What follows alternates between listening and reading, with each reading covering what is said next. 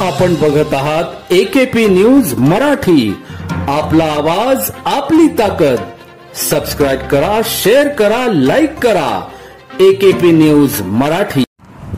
नाशिकच्या महात्मा गांधी रोडवरील नामांकित मोबाईल कंपनीचा लोगो वापरत सुटे पाट विक्री करणाऱ्या मोबाईल विक्रेत्यांवर छापे टाकण्यात आले। शनिवार दिनांक 5 ऑक्टोबर रोजी गुन्हे शाखा युनिट क्रमांकच्या पथकाने ही कारवाई केली।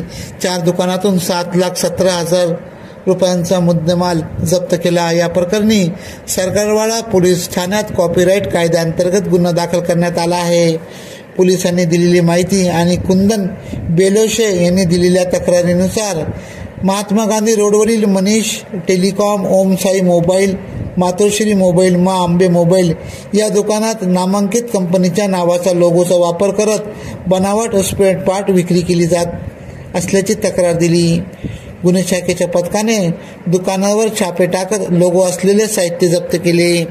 सदरची कामगिरी वरिष्ठ पोलीस निरीक्षक मधुकरकड यांच्या मार्गदर्शनाखाली सहाय्यक पोलीस निरीक्षक हेमंत तोडकर, पोलीस उपनिरीक्षक चेतन श्रीवंत, पोलीस हवालदार रमेश कोळी, देवीदास ठाकरे, शरद सोनवणे, जगेश्वर बोरसे, अप्पा पानवळ, मुक्तार शेख, नितीन जगताप, राम बर्डे, समाधान पवार अशांनी ही कामगिरी केली। AKP न्यूज साठी ब्युरो चीफ अनवर खान पठाण, नाशिक।